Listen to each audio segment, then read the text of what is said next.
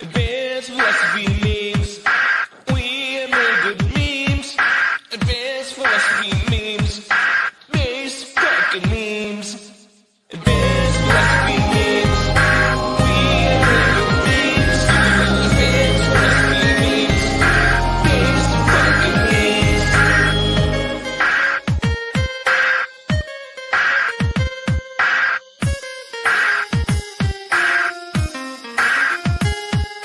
Shoutouts to Andreas, Deacon, Boy Scott, Pedro, and everyone else that engages on my posts. And Sarah, keep it up, man. You'll get there someday. And everyone else for great memes.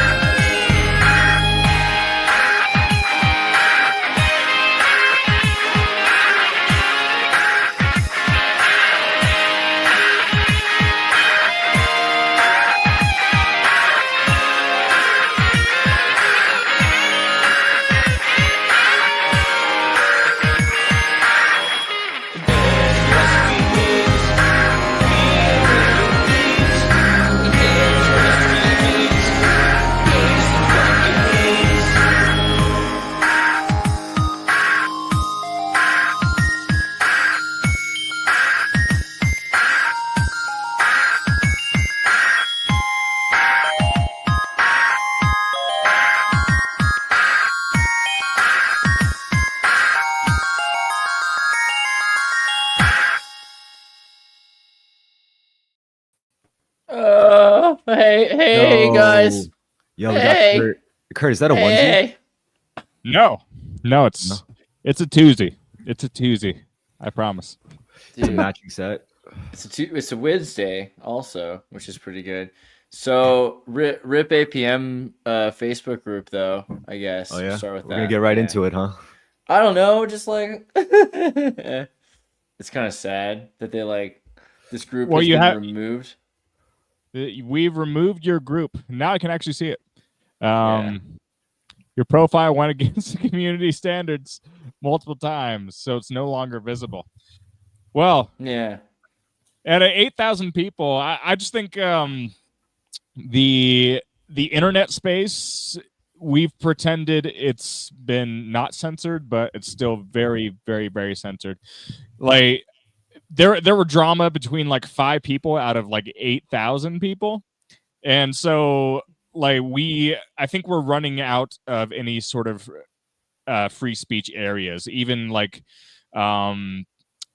Reddit is not really a free speech space because it's heavily well, it's kind of like self-moderated, but like, you know, there's like that point system where you basically have to like be in with the group to express opinions on it.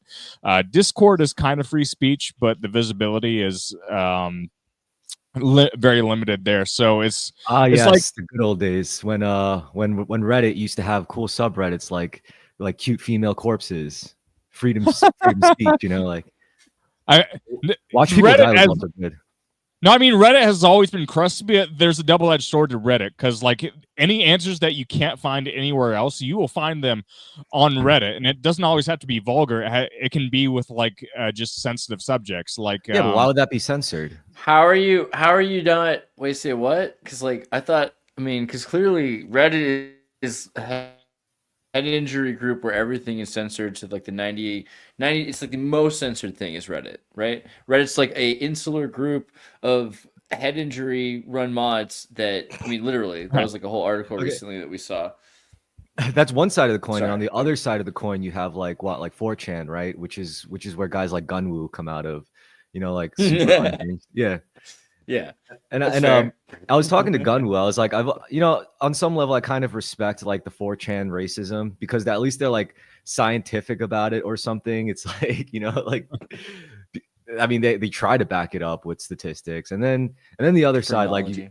you got Redditors who would always say, oh, those are bullshit statistics, blah blah blah. Well, I mean, I feel like that's maybe like, am I out? And I'm so Californian. I'm thinking to myself, is it crazy for me to be measuring someone's head injuries the way they measure someone's skull? I mean, because RFK Jr. had half of his brain eaten by a worm, so shouldn't I be more open-minded? Like, it isn't exactly about like what your brain is like. Maybe I'm missing the point. No, I mean, I have friends like, you know, who would just like talk in such an eloquent and intelligent way, and then and then you would listen to them talk for like 15 minutes only to realize, wait, it's like, wait a minute, this guy is being incredibly racist right now, just talking about like skull shapes Yeah. of like That scares Africans. me too, for sure. It's always the people, I hate saying it, but yeah, anyone who can speak very clearly, you should be very concerned about. It's usually somebody who is sounds the most racist and the most like uh low, I don't know how else to put that, like low socially, that you can trust and has the most open love for you. They What are you might, talking about, man? Why do you have to be racist? Racist. yeah, but like you might, so somebody who says something like, I love all blacks, and then someone says, you're not supposed to say black, it's person of colors, right? It's like, yeah, but I like rap music. It might be like some Russian taxi cab driver, right? And he says, Yeah. you know, versus someone else who says, I think that, you know, socioeconomically divisions, epigenetic responses, blah, blah, blah, leads to, Yeah. you know, Africanization, Caucasoid. Like, at a certain point, you realize that's probably the person you have to be more careful about, right? I mean, the most fun thing is really like clearly the best form of racism, like, is impersonating accents from like different ethnicities. That's the best because, like, you know, you're not really like dishing on them. If anything, I think to do a good impersonation, you kind of have to like love the people you're impersonating. You know, to some extent. Like Uncle Roger. Yeah. Yeah, I think that's yeah, fair. yeah. I'm no good at it. I wish I was. I wish I was good at it. I could probably do a good like Asian voice just because I do feel like we're at the edge of where you're allowed to, you know, they're trying to take that away. They're like, not you're gonna not supposed to culturally appropriate acting like another race or a nation. And that's the other never thing. gonna happen. But it's like all these things are not really race based; they're nation based. So sure, there are people that have been slightly less nomadic for a slightly longer period of time. They've had a location that they've been at for such a long time that we associate that nation with that race or whatever we Yeah. mean by that. But isn't that weird to do? Well, Because realistically, just Korea, like people speak in Korea with a Korean accent. What does it have to do with what, you know, where these people have evolved from before today? It's today they have a Korean accent, right? yeah. Well, to your point, I was watching The Chosen, you know, and I love that. I fucking love that show. Shouts out to the Jesus show and his apostles. But That's pretty yeah, good. yeah, I was listening to the interviews of the actors, and I thought they all had that accent naturally, you know, where they talk like a Middle Eastern. I can't even do it, like a Middle Eastern Semitic Jewish person, you know. And I listened to the interviews of the actors, and they just speak regular English. They're just like mostly American ass actors. Right. I thought that was kind of funny. I was like, well, and then it made me think about the term Semitic in general. You know, like, to be anti-Semitic isn't just being like anti-Jewish. It's also anti, like, you know, Muslim, because aren't they technically like Semitic peoples? Yeah, it's like it should be actually. Okay, this is funny. Ironically, it's the other. Ooh, there's almost a pun with Iran in ironically, but it's the other way around because the Jews are part of the Semitic people, which is a much larger group. They're a small. The Jews are a very small ethno religion that has happened as a fission and a section of. I mean, there are billions of Muslims, right? Billions of Arabs. So when you no, Yeah. literally, like there's just Yeah. like, and Israel's the size of Connecticut. So you know when you think about how few Jews there really are, when someone says, for instance, like these Palestinians are anti-Semitic, or any Arab is anti-Semitic, that's really funny They are because Semitic. yeah, so like because there's a trope though of the anti-Semitic Jewish person, right? The self-hating anti-Semitic Jewish person, which is like a comedic Hollywood kind of trope. But Yeah, look at that all the is then sitcoms from the 90s. Seinfeld's a perfect example, right? And this is then applied to the idea of the Arab, that the Arab is a self-hating Semite. But that's also Oh. not that's not like consciously done. I think for the most part, people don't. They're pushing to really say that Arabs are something completely separate and apart from the Jewish people, and that's interesting too because there's, I mean, not even to get into the Khazarian thing, right? About Ashkenazi Jews. Jews themselves being a group that I was talking about this earlier, went to Babylon, So when they're outside of Israel, they're already in Babylon, which is Iran, it's Persia. So they're like getting Persification,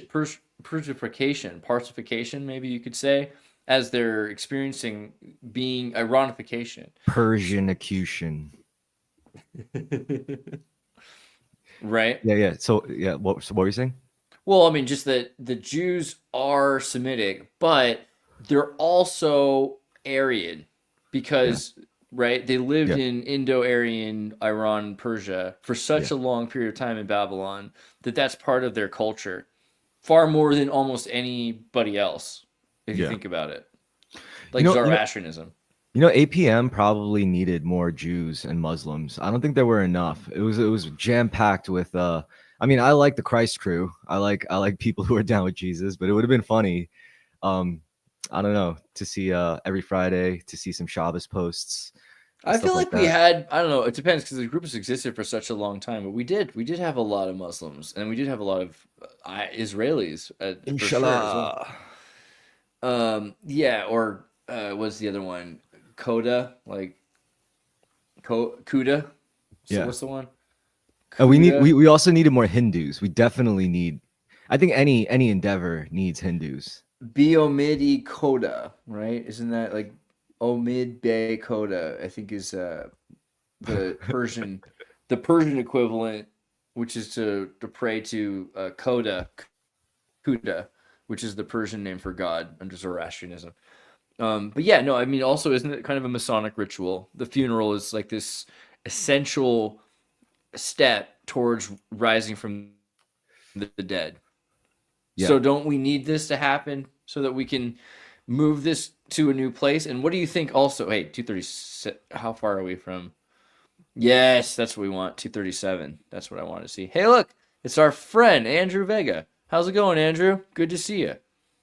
Andrew is working right now. He can only pantomime from his electronic, hydraulic. Yeah, look at this. He's doing the robot for us. This is perfect. Domo arigato, Mr. Roboto.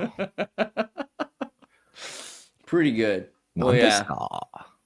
It's funny because, theoretically, I'm only bringing this up because it's so funny, but like considering how decent-hearted the people were in the group that Facebook decided to destroy, that Andrew was the one he's like an Antifa almost in my heart. I don't know if that's the right. I mean, that's a little baggage more than I mean to put on you there, but you know what I mean? And he posts like kind of a thing saying, the irony of this quote of Mussolini calling fascism corporatism, which is really like to say corporations are sometimes kind of fascist. So it's ironic, I think, that Facebook maybe they got the point that we were accusing them. Wait. So you're saying Andrew Vega posted a meme that's anti-corporatist, anti-oligarchy, anti-fascism, pretty much. Yeah. And that's what triggered the group. That's what flagged the group to get deleted. Like that's what nuked the group. Holy that shit. Was the excuse they used anyway, right? I mean, to be fair though, like every single fucking day that group was getting flagged for something. Like it was always something. Yeah. It was the final straw, I think. That was the answer. But it was such a ridiculous thing. It was such a crazy small. I mean, the fact that it was such a big, it wasn't just flagged. It was like Facebook has decided this has to be removed because it's glorifying Mussolini. And it's like, obviously that's not happening here. What can we do to explain to you that our friend Andrew Vega is not pro Mussolini? I don't know. Have you ever even been to Italy, Andrew? Oh, okay. Well, that's not helping your cause. We're calling the system of the S&P 500 like Mussolini, not it's to take we're criticizing this. Yo, Kurt, I just want to say I love that you support the S&P. Like you always reference it, and I love that because that to me means you believe in America. If you believe in SPY, if you believe the S&P 500, you believe in America because like that's basically America, There's lots of nuance. So lots of nuance. Basically, it's hard to say that I support the S&P 500 because I mean you're interested in it as an investment vehicle. Exactly. It's one of those things where like collectively I do question, I question the character of our people as a whole. So if you tell people, hey, don't get into hundreds of thousands of dollars of credit card debt, that's not responsible. It's like, how much do you blame on the oligarchy, and how much do you blame it on people just being financially lazy people? It's fascism. It's well, yeah, there's lots of fascism, and so to what degree is our entire market system correlated with fascism? I think we've inadvertently I told Andreas, basically we've turned our entire market system into Noah's Ark, and essentially we're going to see, you can't hold on to your money, because we've seen exactly the whole fascist machine can turn your money essentially worthless within a couple of years. Like, sure, we know we're still functioning, we're still somewhat functioning, but if they really wanted to, they could make your money have 1/10 of the value within the matter of 2 years. Like, we seen how that is what's happening. Yes, that is what's happening. And so the only way to get past that inflation is to have some sort of assets. And unfortunately, that means essentially controlling the system through owning things like stocks. And so I don't know to what degree I'm selling my soul if I buy the S&P 500, but it represents this machine that's going to leave people behind. Holy shit. At that point, I must have sold my soul a long time ago. During COVID, I made a buttload of cash on SPY, and it was crazy. It was like just playing like daily options, like next day expiry options. It was literally like it's like throwing darts at a dartboard behind you blindfolded, and you're still hitting, and you're like, what the fuck? But that definitely ran its course. Like then the bear market came. So now, like, I'm not here to make market predictions, but it's easy to say. So things took a wild turn after the 1960s, in which our money became fiat currency. And I bring it up all the time, I'm sorry, but Charlie Munger was a famous investor, partner to Warren Buffett. He said Hitler never would have came to power if it weren't for fiat currency. Fiat currency enables degenerate government spending, but that also in turn means the stock market essentially just goes up. Of course it weans and waves, but now it's enabled to go up a lot more, and a lot more money does get transferred into the oligarchy like never before. And so I think with the whole like Facebook censorship thing that we experienced, it's amazing to witness. I think if everybody viewed our problem in terms of what is the oligarchy doing rather than political parties, we might actually make progress. I don't think on Facebook. Buy puts on stock. So I think right now the Republican and the Democratic parties are just two different flavors of fascism. Like really, the whole censorship thing, it's not going to get better with Trump. What's happening is the only people that can actually express their voices are powerful people. The people that run small little Facebook groups, or the people that are trying to get their message out there, they can't. The algorithm has dictated that it's going to leave people out. Your money is going to dictate whether or not you have a voice, and that we've already seen that to a degree, but now it's that whole process is accelerating. On that, just to add a hat on that, I also want to say, like, I mean, think of the outcome of that. Like, if people are getting to the position where they literally can't like just get on the internet, go on Facebook and talk massive amounts of shit about corporations, companies, white guys, straight people, men, whatever. If that's getting like harder and harder to do, I think like the outcome of that, it's either you fall way down the pits of like self-hatred, and because like you're just going to be met with self-loathing, because you're going to feel powerless to do anything about the things you hate, and you can't even speak about it, so you're going to end up like taking it out on yourself maybe, or you're going to like project that onto the world, or ideally you look within and then you say, why am I so mad about this shit anyway? I mean, yeah, this happened to me personally. Stuff happened to me personally. Can I get the fuck over it? Can I forgive that person? Can I understand what forgiveness is? So yeah, I think the two outcomes are like, you're either going to fall into a really dark place with this acceleration, or you're going to hopefully have some kind of like spontaneous psycho-spiritual experience, and really discover yourself instead of fucking focusing on all the shit that you hate about the world. Like ideally, at least that's what I feel like happened to me. Like once I started losing everything, I had a choice. I could either just be fucking pissed off all the time about it, or I could like figure myself out and like try to like recalibrate my own thought patterns and my own emotional patterns and all that shit. So yeah, that's what everyone, Well, all these you're fine voting- listeners have to look forward to. You're My hatred voting on fuels where my you happiness personally. I think you're voting on where you put your speech, right? So you can put it into a place that you hope grooms your speech on purpose. Facebook is a sort of, I guess, democratized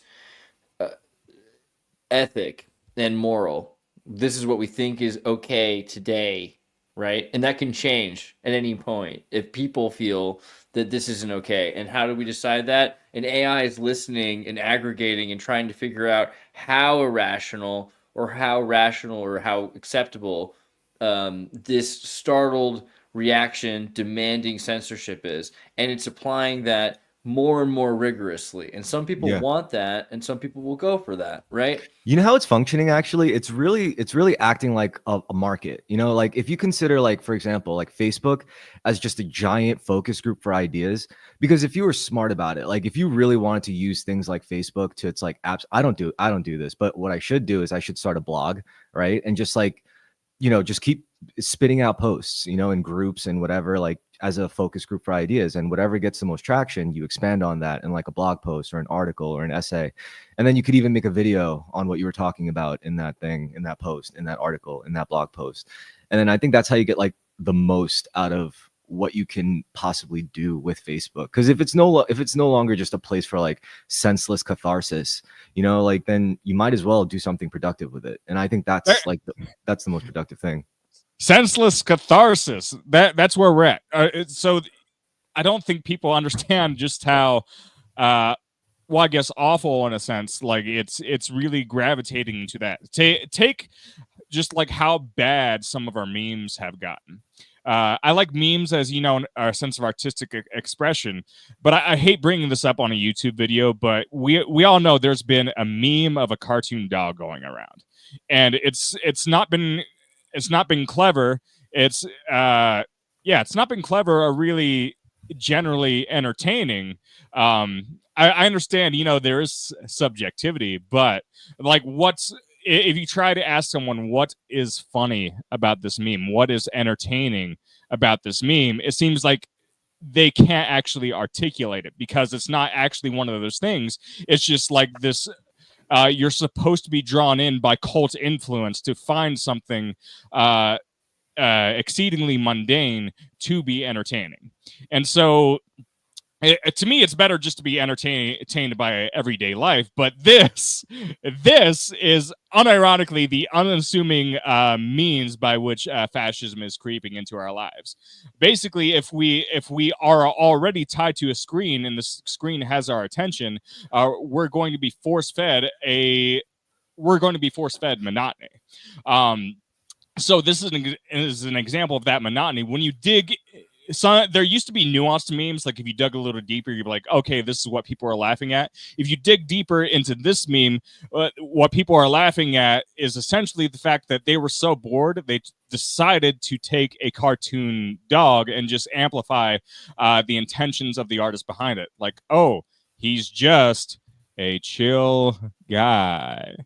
Yeah, that's the end of it. There is no like deeper meaning. It's just like it's something so it's just I wouldn't. I mean, Andreas, I sent you a meme, by the way. I mean, Show it. Without trying where people's brains are at, like how without trying to argue, I feel like there's a little bit more to that, because when you create something that's such a refined archetype here, and this is something that has a lot of other meme magic behind it. You can see, for instance, the what's the name of that Arthur kind of vibe to it, and also Paw Patrol, and it's just very hermetically and it's got that charged. specific palette, that like acrylic palette. The red boots, exactly. There's just a lot that went into making this so, as you might put it, vacant for meaning to fit in.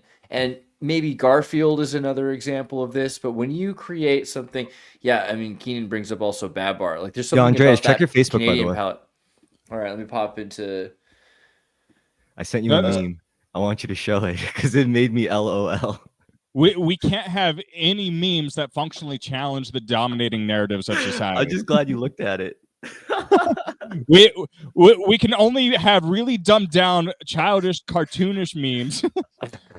Dumbed down, cartoonish memes that don't challenge or mean anything. Oh my Our, god. our collective age as a society is going backwards. Like we're raising a society where everybody's stuck in Neverland. That's where we are. And so Yeah, you're right. I don't know. I think Peter that Pan syndrome. Chill Guy is representing kind of similar to Pepe or something else. He has a stoic look to his face, a sort of happy with nihilism kind of look, which says he's well on his path. I think this is a very Nietzschean totem that has been created. I'm just so sad that you compared this meme to Pepe. Okay, that look at his face. So many ways. Look at his face, and I think that's exactly. How did Pepe happen? Pepe wasn't made by somebody who gave Pepe like so much meaning that he was an Egyptian hermeticist, right? But it happens because there's something kind of deeper that's going on, and the more people need something, the more Pepe it had a becomes touch of pain in his face. I'm saying. I mean, that the meme sucks. I don't know what to say. The meme just sucks. And like, it's also you don't see the phallus in his face as well. He's sort of a satisfied. You literally called him a dickhead. Yeah, kind of like Joe Camel or something like that. But this is like an erect Joe Camel, maybe more like Alf or something. And yeah, he has that sort of Neil deGrasse Tyson satisfaction on his face, like he's getting some tonight, right? So, yeah. When chill guy. When do things get so bad? So, like, I was listening to a podcast about nihilism, and their claim, I forget who it was, but essentially the claim is that nihilism has to essentially exhaust itself in order to turn things around. Like you might be better off, more productive, just letting people experience their own nihilism, essentially getting over it before society rebounds. And there might be something to be said for that, but I do think we've exhausted all our means of entertainment. Nothing can entertain us anymore, and so it's like we have to just focus our attention on just these idols, these symbols that just capture our attention for no apparent reason. Or Nietzsche said nihilism is the first step in a process of renewal. It is a necessary confrontation with the meaninglessness of life that compels individuals to create their own purpose. In this way, nihilism is both a challenge and an opportunity, a phase that can lead to despair, but also to the birth of a higher, more self-determined existence, right? Think of nihilism as the collapsing of facade of morality from a false social construct of religion or, state patriarchy. And then the intersection of cosmopolitan values. As someone in the United States who's in the 90s and early 2000s, you've gotten to see how Chinese people live, how Jewish people live, how Russian people live, how German people live, how Mexican people live. And maybe you have a cafeteria ideology where you picked a little bit of, you want Kwanzaa with your Valentine's Day and your Hanukkah too. Why not? You can do whatever you want. You're American, right? But this leads to something that's post-American, which is your own reclaimed ideology. This is the future, and it's through nihilism. Nihilism is the only way to decide what matters to you. No, I don't think society can get any more nihilistic than it already is. I've been wrong before. I disagree with that. I think we could have. We still have a little runway.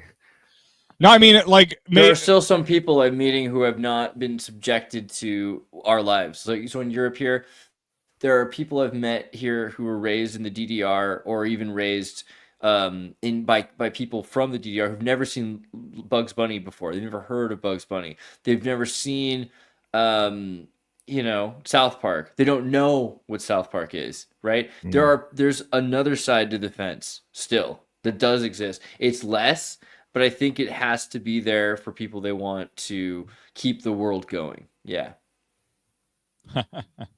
Now, sorry. Nah, don't be sorry, man. You're Like good. You're loved. Muslims, I don't think Muslims are nihilists, right? Mm. No.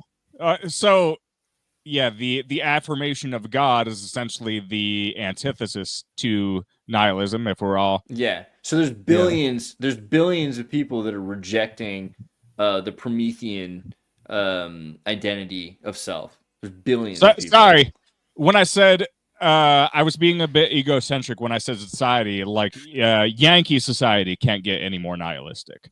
I think we're if we're not at the peak of nihilism in the United States, I think we're approaching it. Within the next 5 to 10 years. I could The be wrong, nihilist but like, states. yeah, well, that's now like we're there. There's at least some news of the resurgence Some of nudes. Freudian news flip. news of the resurgence of religiosity in younger populations in the U.S. I think that's actually that's the embodiment of a hopeful spirit. So there's literally hope there because if like people are doing those things or trying to affirm God, that is the embodiment of hope. And I think hope is what starts to respin turn the wheels again to get people more focused on healthy bodies, healthy minds, healthy spirit, and having a shared collective identity.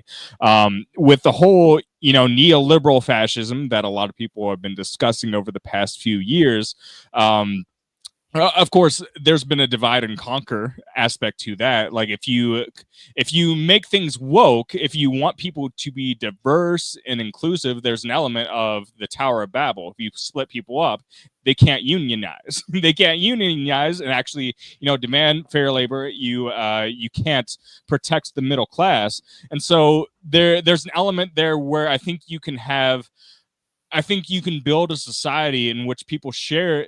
It is diverse and they share a collective identity and demand that they have rights and they are equal peoples. And we're not. I don't think the Trump administration is great for that. I mean, better than the neoliberalist version of fascism. But I think the whole Trump phenomenon is people understanding that there is a problem, but not knowing how to fix it. And so I'm hoping, this whole administration can maybe lead to something that recognizes solutions to that problem. I just don't think that's not the solution. And I know it's dangerous to, think about master solutions, but, I'm hoping Very we dangerous. Super Yeah. dangerous. It does sound like, yeah, you have to be careful with solutions. Need a disclaimer. Well, but like, okay, so you think about APM, like, what do you do? Like, do you take the right hand or the left hand path? No, I mean, because there's so many options. We got so many social media circuits. Let me go to tartarynova.com for a second. So tartarynova.com, we made the Discord link, which I just showed you, which is pretty easy to use, but has censorship still, right? And it's already a group replacement for the old Discord, so I don't trust it 100%.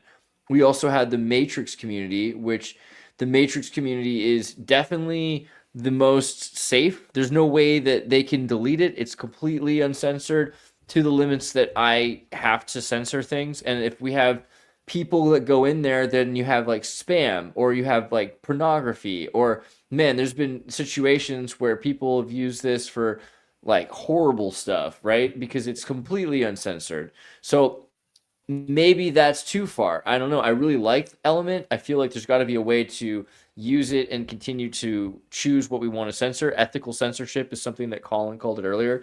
But that's kind of like the community's feature on X, which is an authoritarian platform owned by the villain from Fifth Element, but who's also an emerald miner, slave trading like ancestor, whatever. He posted recently on Facebook, Elon Musk posted that we are all descendant of slaves and slave owners. I mean, that's a weird justification for your life. I'm just saying, Elon. But this is a group where we can post pretty much anything we want to post for now because it's a benevolent dictatorship. And as long as we're not harming his particular sphere of influence, then you're allowed. So isn't that kind of if Facebook pushes you out, isn't that where you end up? Twitter, basically. Yeah, Twitter basically. Yeah, I so feel I like I mean this is the most effective. I don't know. So I ask you, what is APM? Is APM a place? Is it a city? No, it's the people. Wherever the people go, APM goes. That's true. I agree. Exactly. But you have to wonder, where do the people go? Do the people go to the benevolent dictatorship? Do they try to stay in the mind control boot camp that is Facebook, where you're going to constantly be slapped for everything you say, which is kind of useful because at the same time, living under oppression is inspiring of creativity in a weird way, right? Like if you can't say certain things, that's your canvas.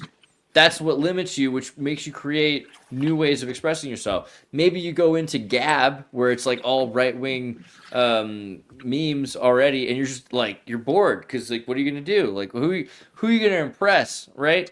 So you want to have a dynamic between the left and the right that are intolerant and hyper tolerant and socially just and selfless and altruistic and cynical and pessimistic as well. I mean. But does that everyone in exist? APM would say that they're a centrist. So Yeah, right? Yeah. Maybe. Yeah, Or like a I'm- schizophrenic. I like the heterodox schizophrenics. Like they're underrated. What is I'm the 100. psychological experience of doing construction and being a commie? I What- mean, I feel like my practice aligns with my beliefs and everything. You know, I'm a part of a labor union, but I feel like we leverage ourselves as a union in a very fair and just way to our contractors and also all the union members. Where do you live? So, Kentucky. Heck. Can you be my reference? I just want to you work for moved the here? union. Shoot. Oh, dude. Well, they're paying people to go into this trade. I wanted to get into iron workers, pipe fitters. Like, I wanted to work with metal and do welding and all that bullshit. But the barrier for entry is pretty high. Like, you got to pay to have them teach you how to do the job, and then you got to suck dick for a few years, and then you can make Love the that. big bucks. Just like America. But That sounds like Yeah, the but, opposite of a union. It sounds like yeah, a gang. no, it's sounds a like a gang hazing thing. initiation. Yeah, a- no, like a but gay with gang. brickies, nobody wants to lay brick. Nobody wants to do this shit. Everyone is like, oh, that's fucking for retards. Mhm, So mhm. they're paying you to do it, which is awesome. And like my boss was telling me, you know what, you're really smart, but you're a smart ass. And that's gonna rub some people the Oh, wrong wow. way. That's a shit sandwich if I've ever seen one. No, I'm thinking about 2025. If I'm going to Well- make it myself an egocentric product, I just need to money bomb for like 1 year. And money bomb in the sense where the bomb is lots of money coming into my life. Yeah. It's very simple. Well, you'll Yeah. still end up Well, I paying the think union. one thing that you could do, my union dues are pretty cheap. It's not that bad, but I think if you were gonna take some, I guess, passive advice from someone who's like playing good money games by, at the very least, following their example, Chris seems to have a lot. Chris, you have your whole life kind of down to a science. You've got so many systems. I think Well- a big foundation is journaling and all the Yeah. strength that you get from that. Well, I just want to be fair. Like, Hold on, I have a not- brief update. I just want to say that APMX is already killing it for me. Look at this. This is in real time. This is in real freaking time. Ah, thank you. All right. Also, I just want to say not to sound self-critical, but I do this shit solo. So, I mean, if I did commit to a relationship or something like that, I would probably drastically change my lifestyle, probably destabilize a lot of things I've intricately set up, So just, you know, it's a lone wolf kind of game. Do I regret it? Not really, not at all. But I'm just saying, it's like you got to really choose what you're giving up if you're gonna like shift your life around and shit. yeah. That's Well, true. what's your relationship status, Kurt? How's everything going with you and your cats? You got an old lady at home? No. I've been my relationships. If I'm going to get somewhat personal, I think they've always been kind of complicated. I met a girl, and I had like a 1 month loving relationship with her, and then she was a Taylor Swift fan, and she stopped talking to me after a while. I don't know. It's, I think there is an association there, but no. Yeah, I think Taylor. There's a great video out there analyzing Taylor Swift as like the embodiment of female capitalism. So yeah, I think and teethy head, right? yes. No, I think there is something collectively wrong with Hey, you know what? society. Go I ahead. don't Go ahead. think that- Really? I like yeah, society. something- I actually like people. I mean, I think Andrew's trying to justify and defend teethy head. No, Oh my so God. Well, it, to me, like it's. I don't know. Anyway, Man, if you're it weren't cutting for out the a little glitch, bit yeah, right now. if it weren't for the glitch, With I'd the totally hear you smaller- out on. so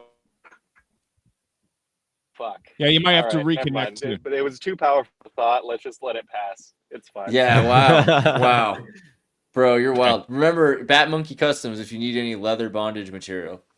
yeah. Yeah, right now, Shit. I don't know. Like every time, like I will get these situations personally where it feels like, I guess women they'll be in your inbox, you know, for like months at a time. Women be It's doing like- things, man. Yeah, it's like they're trying to manifest something, and then you'll like call them out on it, like, "Hey, are you trying to make this a thing?" And then they'll be like, "No," and then you're like, "All right, well, I guess I just live my fucking life." You can't. You just gotta. Yeah, you gotta let it happen. Women are the Yeah. better manifestors. They're like sorceresses intuitively because they're just better with emotions. You know, they're more intuitive. Which means they actually listen to their gut more often. Because guys, I think, like tend to lean on more externally conditioned senses of logic, reasoning, moral frameworks, and all that jazz, religious dogma. Even I think women have more of a closer relationship with their intuition. I think that's why they were always like into tarot and manifest. If anything, if it is a trend, and I think it's more like guys are kind of catching up to all this spiritual hoopla nonsense. You know, like I'm into it, definitely balls deep. But yeah, I think women were always like kind of in this space before I ever was. And I Yeah, think women- that God, that sort of scares me though. Go ahead. if you like step back and look at it humanity as a species or whatever. I'm not sure who I cut off, but let me just get this thought out real quick. I think the reason that the women have the more sort of like centered, instinctual relationship with the mind, I guess, and men are sort of the male part of the species is sort of the drone. It goes out and it sort of assesses the condition of the environment and then reports back. And I think that goes down to a genetic level. You know, it's sort of the arm that reaches out and it's like, okay, we got this going on. Even if you look at how we cycle reproductively, our DNA is replicating and adaptive. Every like on an hourly basis, basically, while females are born with all of Oh so man, their right then. contribution genetically. Yeah, exactly. Oh, which part did we cut off? Which part cut off? Females They're- are ... right before genetically. They're born with all of the eggs that they'll ever produce. So okay. their genetic contribution is True. like it isn't adapting to the environment in real time. Like they have that from the onset. So Yeah, I I'm think thankful for that's the kind of- women. Well, I think though that maybe you could say that like there's a parallax or dynamic of what femininity is relating to the wisdom. Like so, wisdom is considered like wisdom is a feminine aspect, Sophia, and philosophy, Sophia, but also Eris, right? Discord. So this idea of chaos, discordia. I think it's not just a dynamic. It's literally it's a parallax between the two. It's a range maybe between order and disorder, between wisdom and chaos. But there's probably a masculine in opposition to that, which you could say might be like order instead of maybe like logic or structure of some kind, like masculine structuring and one spectrum power I and see is- transformation dominance. Yeah, one spectrum I Sorry, go see ahead. is like on one end you have like an order-based human society, you know, like a modern society, and on all the way on the opposite end of the spectrum is like the spirit world, and in between that you have like nature, you know, because the spirit world is pure Mm-hmm. chaos and intuitive, emotional reaction, causal effects or whatever, and then in the middle of that is nature. If you try to go out in the wilderness, you know, nature doesn't give a hootenanny about your sense of about your conscience, about your sense of morality, about your sense of reasoning.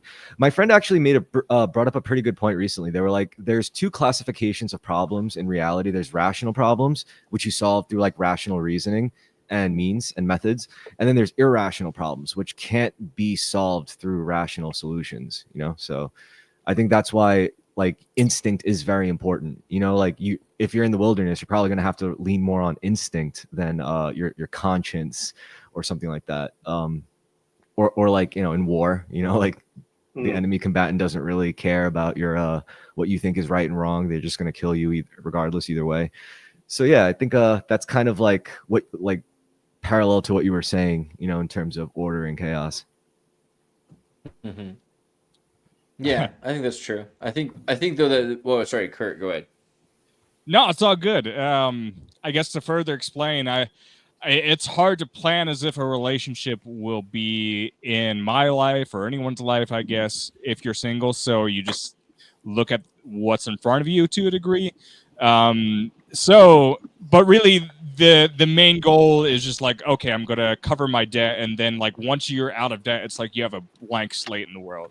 You can really just like do whatever after you're out of debt. You know, you can just, well, you can work for yourself, but then you can truly, you know, work for the benefit of other people as well, I guess. So I guess that's a very tangible short term goal, I guess, is like you can immediately try to start benefiting other people and society at large. And that's immediately just a very tangible goal that everyone let's harp on that a bit. Like, I think if you, like you said, get the financial means to get yourself out of any major debt hanging over you, and you actually get financial autonomy where you could choose to invest in things potentially that could benefit other people. I think like it's not, you don't have to be that specific about that either. Like if you do something that that genuinely aligns with you in like body, spirit, and mind, and it really like cultivates that, I think the more you do that thing, it could be different for anything. It doesn't necessarily have to be like feeding the homeless or starting like a nonprofit organization. Like if you're doing something you truly love doing and it's not harming anybody, I think that's naturally going to have a positive effect on the world. You know, I think people naturally get inspired by seeing aligned action. You know, it doesn't really necessarily matter what the action is, but if it is aligned, like people just naturally feel and resonate with that thing. It could be like the right person playing music or the right person picking up painting and writing. And when you see it, when you feel it, you're like, it resonates with you because you listen to it or you take it in and you're like, that's fucking true. And I could do something like that or something, you know? And I think that's really important, you know? But don't get me wrong, the practical stuff matters too. Like, yeah, you probably should, you know, like feed the needy and take care of them and whatnot. Also, old people. That's a big one. We got to take better care of our old people and kids. Oh yeah, Yeah. it's like once the world is yours, I guess you get yourself out of this, you know, debt slavery that we've created. It's like, well, you can do like whatever. I mean, you all of a sudden you can give your money to church if you want to. You know, it's like that doesn't have to be thought of as an investment, but like it is. That can be a noble thing. And yeah, a lot of modern age people have problems with evangelism, whatever. Like, I don't care. It's like there's something righteous about giving yourself to a cause that isn't really, you know, you. So yeah, it's kind of in line with that. Also, I just want to mention, I came away from college with like 50K in debt. I thought that was a lot. I just looked, it's like Harvard is like 75K a year. Like so many, it's like I just feel bad for whoever's being grifted and going to university nowadays. You know, like I thought I had it bad. It's just like the world seems screwed sometimes, but we hope it isn't, you know? Well, they want degrees to continue to be a token of nepotism. It's like instead of, you know, it's just like, oh, my daddy could afford to send me here, yada yada yada. And if you just so happen to be the person who the stars aligned for, and the money, of course, where you're like, a regular person who goes to like an Ivy League school, then it's like, well, I guess they kind of deserve that, but you know, they're still treated differently among the people who are. I think don't that's know. changing though. I think like now more and more people are paying less attention to like academic credentials and more attention to like, is this person working for someone or are they working for themselves? Because like, what's the point of going through all that education if you're just gonna eventually live to just serve the benefit and the wealth of someone else? Like, where, like, great, you know, like I hope it was worth it. Whereas like other people might take that education and really seek like to become an entrepreneur or something. I don't know, whatever it is you do with higher education, that where you could just like work for yourself and not have to work for a boss. So I think that's like that's what's changing like in modern times. I feel like the real entrepreneurs wouldn't go into that debt just to get a degree or whatever. But you could make a sustainable living just working for yourself though. Plenty of people do it. People do it every day. You just don't hear about them, I guess, because I don't know, maybe the services are a little more niche. Like I see plenty of like accountants. I go to a private accountant, you know, like just some small little group of Brooklyn Russian Jews. They know what they're doing, man. Oh yeah, those guys know how to count. Yeah. yeah. They taught me all the tricks. That's the only reason why I'm a business owner, like on paper, is because they're like, if you're getting paid independently, the government's gonna ream you for like 30% of your income. So you might as well just start a business, open up a business bank account. Simple. Oh yeah, heard you of- have the volume to justify it for sure. Yeah. Just do it, you know? And I think heard that also opened up a lot of like doors magically. Like I'm not a serious business owner. I don't have a storefront. I don't have a headquarters or location. I don't have employees, but just being that on paper gives you like access to business bank accounts, a business credit line, and all sorts of shit. And it's like, even if you're not doing anything serious with it now, like if you ever just had a good idea, I'm like, hey, I'm kind of already set up to like contact a manufacturer if I had to or something. And Yeah, but depending on also how being you have treated it as a set up, business is treated. I mean, if you're treated as a business, you're treated as a more effective person. Essentially, corporations are persons. So as long as you're a corporation, they trust that you have more responsibility than you might have as an actual person, which is pretty funny. Yeah, and exactly. it's an external entity that can absorb the risk, so you aren't Yeah, like personally, yeah. like bankruptcy. Yeah, pretty much. So, Kurt, Yeah. American Time Machine LLC. Yes, Corp. No. I read a sad Why not? story about a guy who couldn't get a $5,000 business loan, and I thought to myself, like, wow, like if I really wanted to, like, yeah, I'm in debt, but I could scrounge up this money, you know, to get up a few grand to spend on something. And so like that's one big difference. If I really wanted to, I think at this point, you know, I could probably open up a music store, but I don't want to be confined to one area just yet, because that's, you know, business. Owning a business does essentially require commitment to stay in one location for a while, and to me, that's the biggest drawdown. And yeah, we'll just see what happens. You don't have to. You don't have to stay in one location at all. So, Tartary Nova LLC is out of Wyoming, which is because like that's Dick Cheney's state, so it just has like the best laws, right? Oh yeah, you could run it out of a PO box, basically. You buy a private mailbox, which is a corporation's version of a PO box, but it's not a PO box because a PO box is, you know, Private you citizen, can't send certain things to a PO box. Yeah, so you, instead of going to a federal post office, which has a PO box, some company has a private mail service, and then they have boxes, and you can pay like $100 a year or less to have some Wyoming company that does that for dozens or hundreds of different companies that exist online.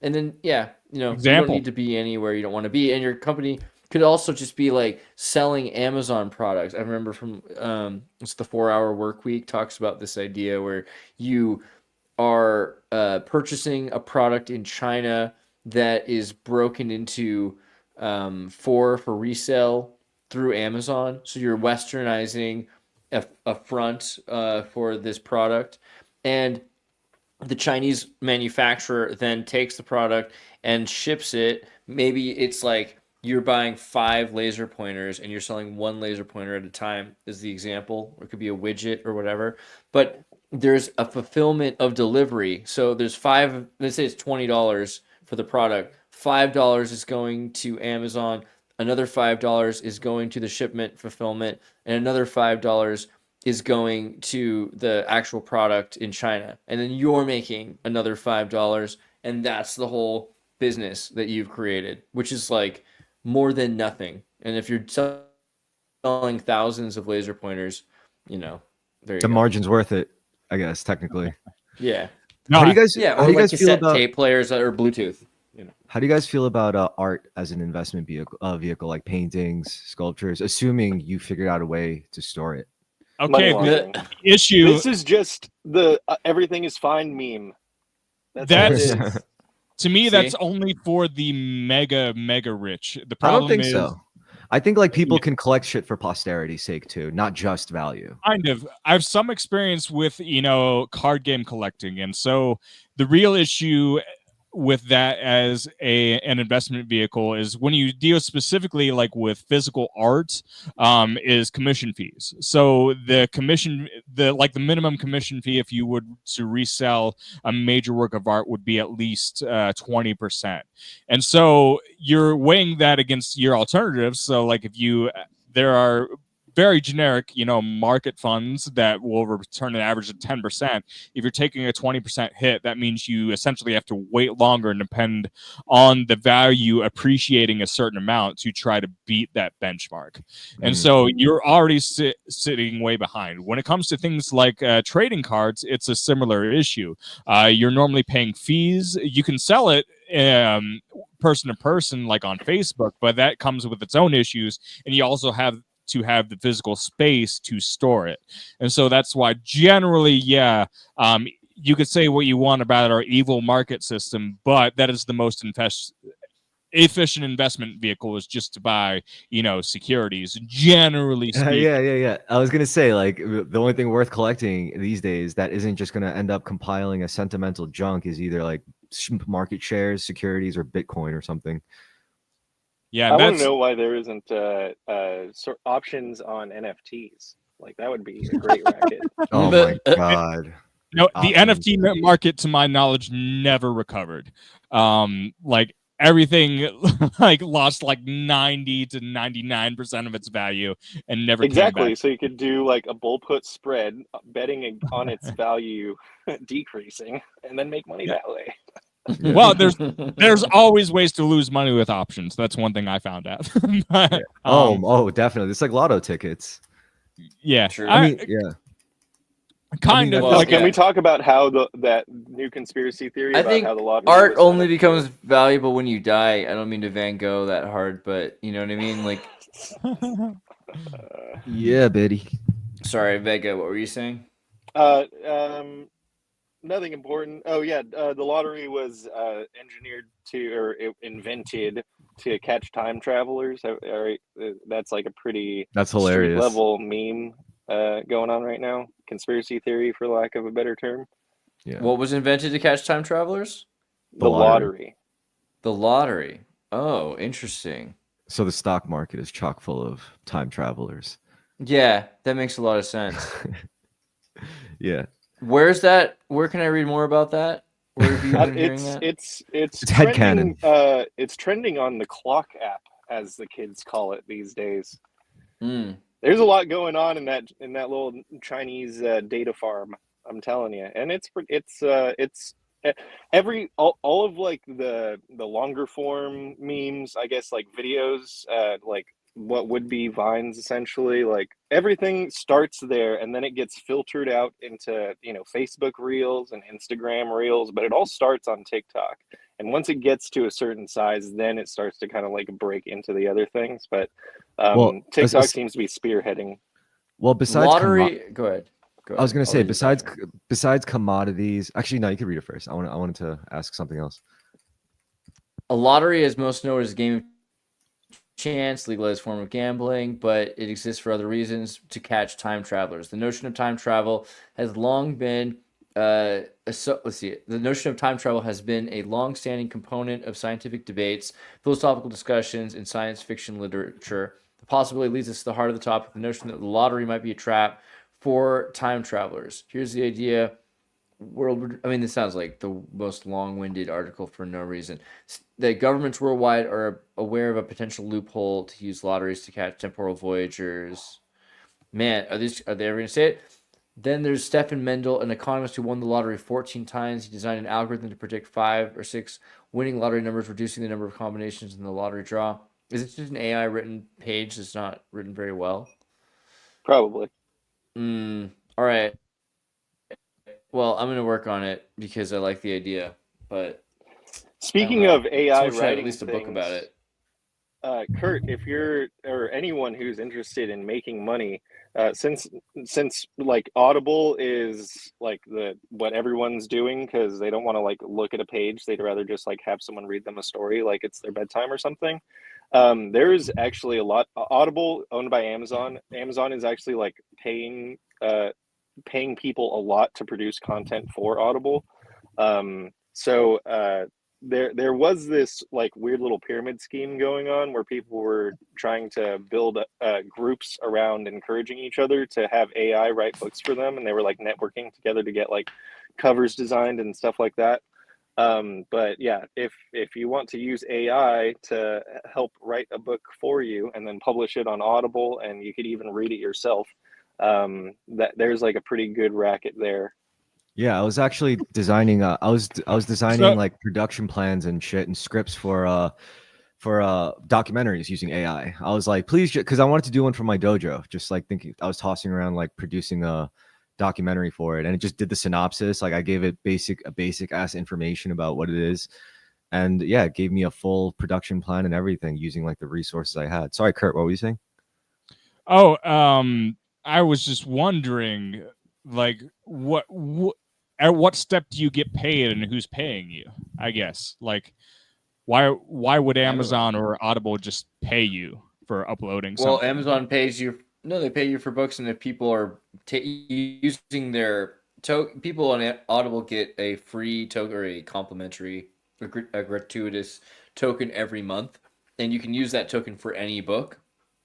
So if a book costs a certain amount of money, it's maybe price your book a little higher, and then people will say, "Oh, I'm saving money on this book because the token is really worth like $5 or $10, but they're being allowed to use it for a $20 or $40 book, right?"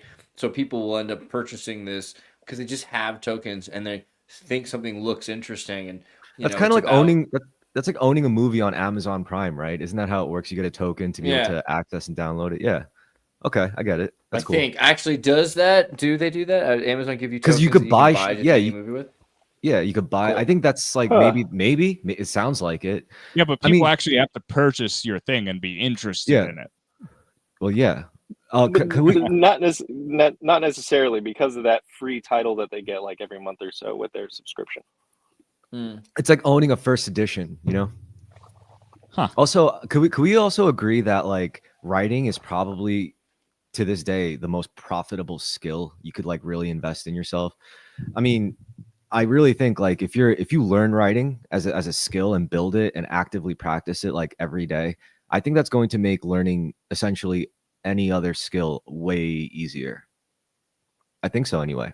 Because when you're studying something like somewhere along the line, like you have to write about it probably extensively, you know, you have to like take in information and then you have to like regurgitate on paper to like prove to yourself that you actually understood it and like took in the info and internalized it. So yeah, I think like, you know, to your point with writing or to my point with like making a documentary, it's like it really does all start with writing. And that goes back to what I was saying about how like social media is actually pretty valuable for that. You know, like it's a good test bed. It's a good focus group just to like even spit out shit posts. And if one gets like a really good piece of traction because it resonates with like a piece of life that everyone can relate to, then you expand on that. Then you write like a good thought out piece on it. And then that could expand into a video, you know, like you could send it to your boys like, yo, read this on your fucking podcast and, you know, like spit your thoughts on it. And I think this is a kind of like creating like a new writer's ecosystem, you know? And like the main currency is attention, not really money. Because once you get the attention to your stuff, to your writing, then you could do whatever you want with that. You could sell t-shirts, you could sell coffee mugs, you could sell custom notebooks or bullet journals. You could do whatever you want. You could sell your services as a musician, as a producer, as a writing. So that's what I have to tell the people is practice writing. Journal every day. Would you like to buy my services? That's just my commercial. Yo, that's a real hustle. People are making like thousands of dollars, like 100, like 6 figures a month. Not actually, that's a little much, like 5 figures a month, you know, like literally just giving like coaching courses, which honestly is pretty much nothing but like just video format regurgitating, or over a video conference regurgitating what they wrote in their book. It's like, oh yeah, this is phase 1 of this process of getting your shit together, you know, fixing your messed up life. Let's break it down into a framework. And I guess some people learn better when they're doing like face-to-face coaching, and I don't know. Like it seems plausible. I do see it happening a lot. I never invested in it myself, but I do invest in online courses like on Coursera to like learn shit. That's how I learned music theory. I think writing's really important. It's crazy to think about how so much can be lost so quickly. And if you have a book, you know, we have this crazy amount of technology and radio waves everywhere, but if you lose it all, like if you have a book, you know, a book is so crazy valuable. And we're maybe at a point where a lot of people don't have the capacity to really read a book. But I think pushed to the limits, if you're like stuck in, you know, the desert without anything else and you have a book, I think that might be something that rekindles the human spirit, because it's the earliest form of artificial intelligence, because you're holding on to someone else's intelligence that you're imprinting on yourself, which is the closest thing you can have to synthetic imprinting, right? Like the Bible. I mean, if you look at it, like being stuck in a desert with a book is the foundation for like the major Abrahamic religions. Yeah. So Totally. And for the record, I never wanted to be a writer. I never cared for it. I mean, I was forced to do a lot of it in school, but I never once identified or wanted to. It wasn't until I started like just journaling. You don't even have to write to anyone to like start to like realize you have a knack for it. And I think journaling is highly potent to get good at writing, because when you're not writing for anyone but yourself, you discover your writer's voice. And a lot of people are scared of that. Like I was like telling my friends, like, why haven't you started journaling? Like you already agreed with the benefits. And he's like, and I told him, I was like, oh, you're scared of your true voice. And that's what comes out when you journal. And a lot of people aren't ready to like hear it, you know? They're not ready to like, that fear is natural. yeah, that's what I said. That's what I said. It's natural. Don't worry about it, man. It's natural to feel that fear. Well, that's But also- I was going to say my concern about AI. Like, even though I love AI and I use AI all the time, when I write, I still like, I'm making music, especially. I notice this, like, it's not as good unless I'm writing it. And it makes me worried.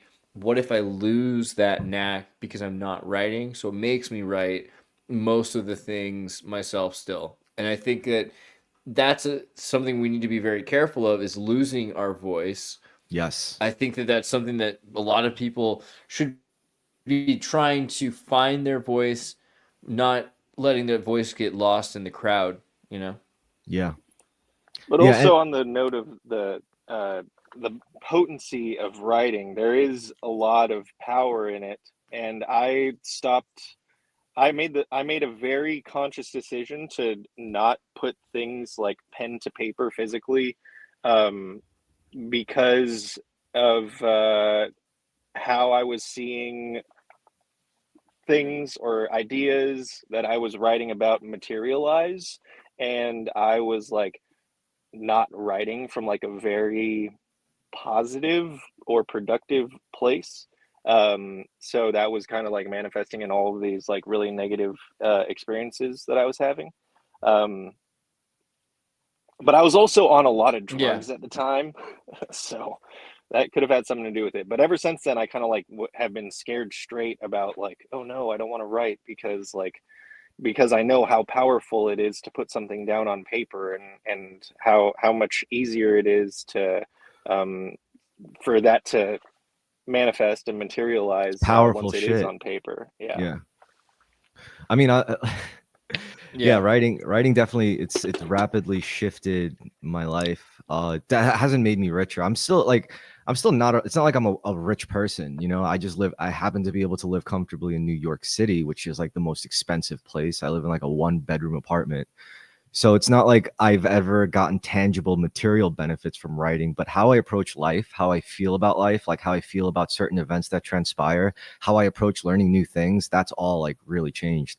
And also like you get to play with it. Like once you find your voice, you get to figure out true things like about yourself, like how to actually be funny, you know, like that's something that, like, you know, it's not easy to do. I don't take funny people for granted. I'm not great at it, you know, but when I come across funny people, like, genuinely, who are just good at it, and yeah, that makes you really dissect, like, pieces about yourself, you know. Really, I think, like, if you're able to, especially with writing, like, if you're able to take grievances in your life, like complaints, and transmute it into something, I don't know, vaguely productive or at least cathartic, then that's a good thing, right?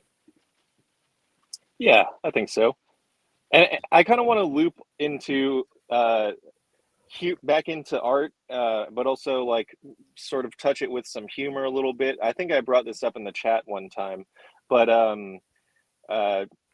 how much weight does the intention of the artist or creator have on, like, the end use of the product if someone is choosing to interpret your product intentionally, like, not the way that you wanted it to be perceived? For example, and this is going to be incredibly crude, I went to a sex shop the other day and they were selling pocket mouths, and they were on a discount because on the package there were pictures of men. But what really Hear is me the out. difference? Hear me out. Oh my What god. really? How gay is it to buy? You know, it's on a discount. It's not like there's. I'm a gonna bigger- miss the group if we don't keep posting. You're gonna have to make a meme about that for X. But this is a serious question. Ugh. This is a serious question because do they sell that same mouth in a package that has a woman on it? You know, what's really the difference? I think that's a good way to market. It's like, for example, you know how, like, when Elvis became big, they had, like, 2 different buttons, like I love Elvis and then I hate Elvis, and it was like the same dude was producing both of them so he could capitalize on both sides. Yeah, that's a good scheme, you know. Like, if you're gonna produce those, like, like dildotic mouths or whatever, you know, you make 2 separate packages, one with women. I didn't one with buy men. anything. I was too ashamed. I don't know, but I thought that you were too ashamed. You walk into the damn store and you're too ashamed. I find that ironic. I don't know. I got a wait, vibrating cock ring instead. Good job. I felt like that the rubber or silicone molds, aren't they made in the effigy of a porn star, either a male or female porn star? So maybe the throat part's the same, but isn't, like, the mouth part? No, there was this movie. Did you see Knocked Up? I mean, sorry, Oh, yeah. no. It was this other Seth Rogen movie with the neighbors, like Zac Efron as a Adulting neighbor. or something. Neighbors? Yeah, It's called Neighbors, right? Yeah, and a fraternity moves in, and there was this one scene, like, to raise money. They were like, "Yeah, let's take molds of our hard penises and then sell them as dildos to all the other college kids," which is already fucking insane. And then there was this one scene where Franco's character was like, he's like, "Why don't you buy a PD?" She's like, "No, I'd rather have the other guy." And he's like, "Come on," and she's like, "Don't be weird." It was so weird. I was like, that scene just burned in my memory. I was like, so funny. Oh my god. Well, maybe you're right. Maybe there's nothing wrong with it. I don't know. I did find out recently another one of my exes has transitioned into being a man now. Oh. So Huh. I'm not sure why this has happened to me again. But I mean, it's not happening to me. It's really interesting choices. No. We know what you meant. Their identity is making me retroactively Sorry, bro. gay. You're gay now. No, you made them I'm- retroactively. I mean, yeah. Can you imagine, like, how what kind of man are you that women are looking at you going, like, I could do that? Like, you know what I mean? Like, that's kind of crazy.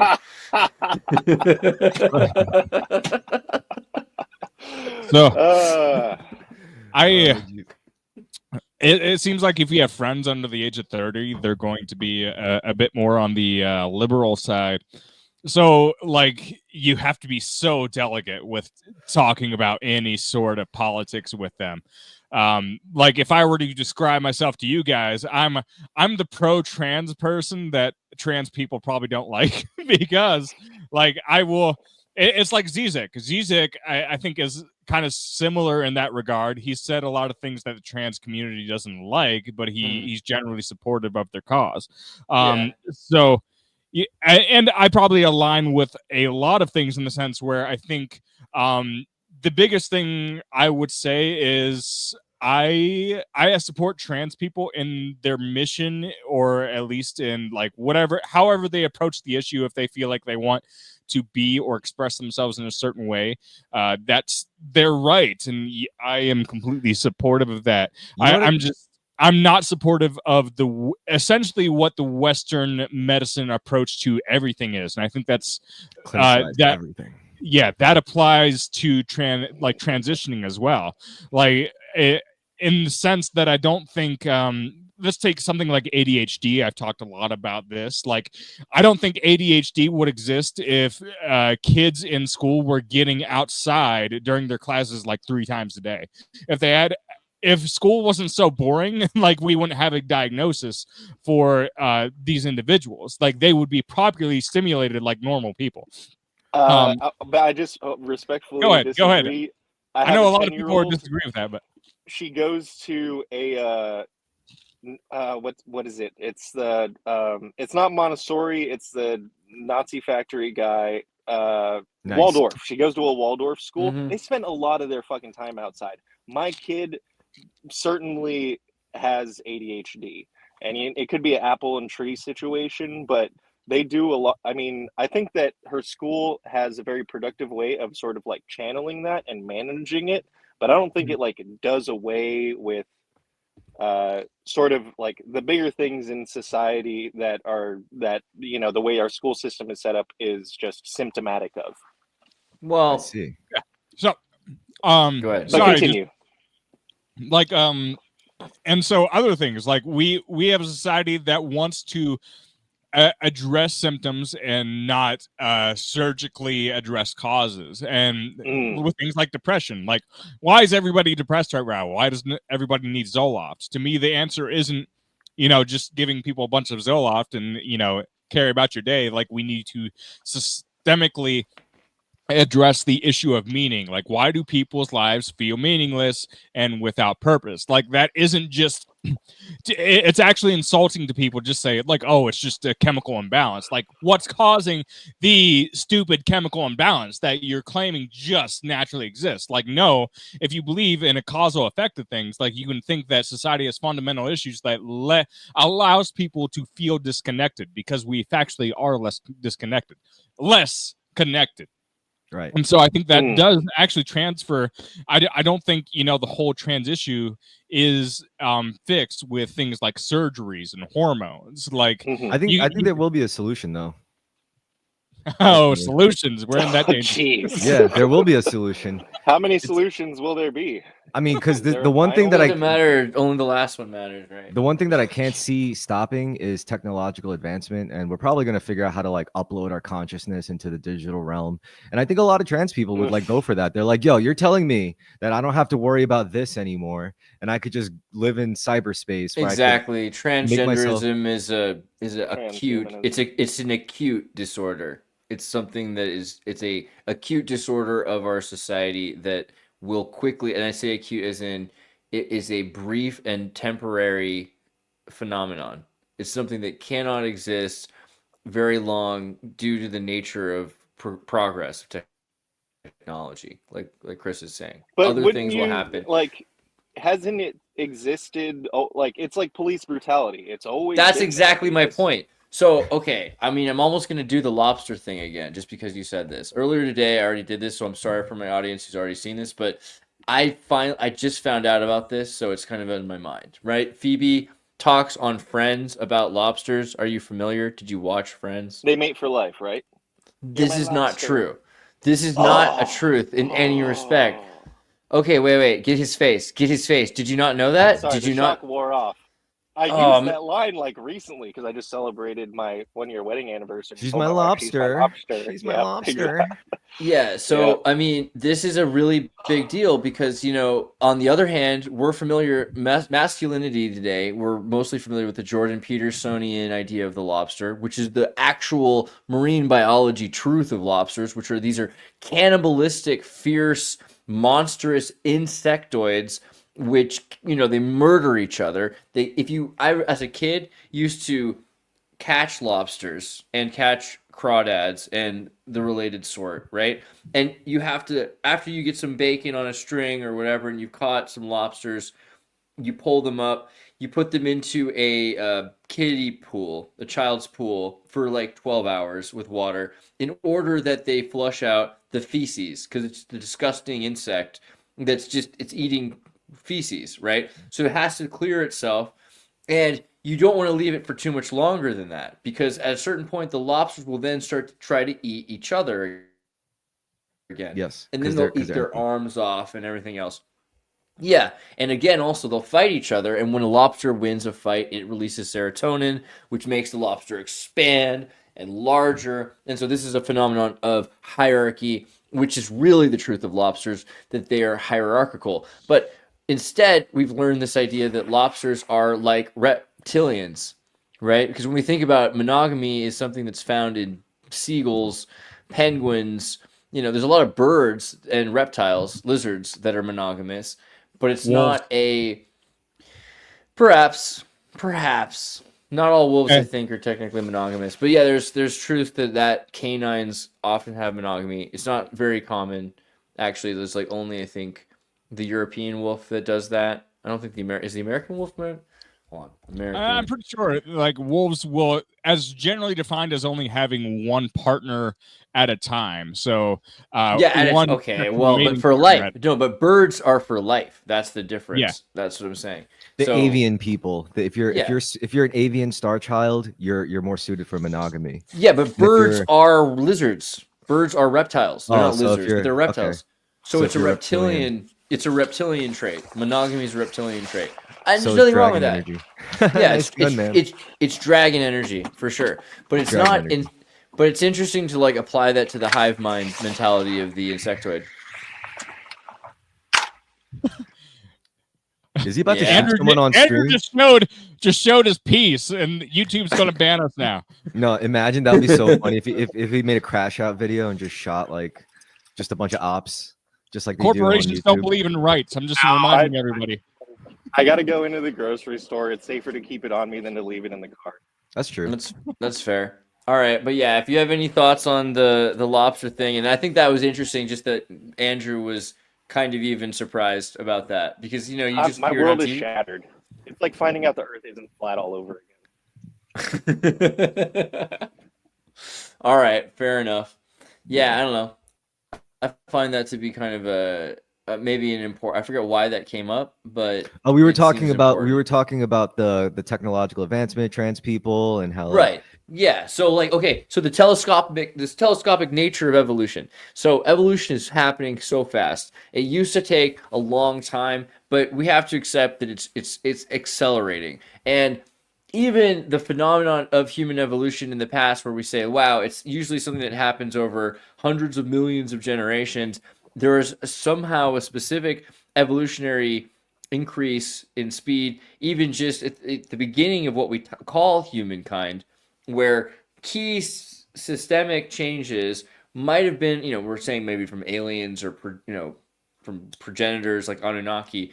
But regardless, you have really rapid evolutionary mutation changes, which are selective and kept. And this actually could totally make sense through religion. Ethno-religions like Judaism, Islam is more of a nation that is broader, and so is allowing for multiple fusion of genetics. And Christianity, which is similarly to an extent, but also has become an ethno-religion, that you have this cultivation of rapid selective breeding, which has led to certain kinds of humans existing at a certain point. And so at some point, like you were saying, the Bible as an artificial intelligence book, the Bible has caused humans to evolve. Choices were made by men and women generation after generation, which have rapidly, objectively faster than it used to be, but slower than it's becoming. It was fast at the time to evolve through religion, but today you can evolve cybernetically. Sounds a little bit more dramatic than it is, but you can evolve by taking vitamin pills, giving your kids vitamin pills, and making sure that your children have, maybe your wife takes certain pills while she's pregnant, right? These are the kinds of things, or maybe you're selecting even beyond that, which sperm is going into which egg with some sort of technological enhancement. And this is already on top of the fact that you're picking your mate, which is something that you couldn't always do in the past. So we're very quickly evolving. I mean, you could in the past to some extent, but there's always wars and famine and environmental stimuli deciding who you were going to mate with. Now we're getting to a point almost soon you'll be able to take, again, cafeteria promoter CAD sequence genes from all sorts of DNA, buy them. You'll probably be able to buy genes and install them into not only yourself, but into your children. So the telescopic nature of evolution is something where it used to take millions of generations, thousands of generations with religions, hundreds of generations with maybe dozens of generations with modern ideologies, Books. Marxism, yeah, and books. But soon it's going to be just by the generation. Like even within your lifetime, you'll be able to change your DNA to have blue hair if you want to do that. And and otherwise, it'll be completely reasonable to expect complete control over the DNA complete code sequence of your offspring, right? You completely be able to decide everything about this is Gattaca future, not long from now, I think. Yeah.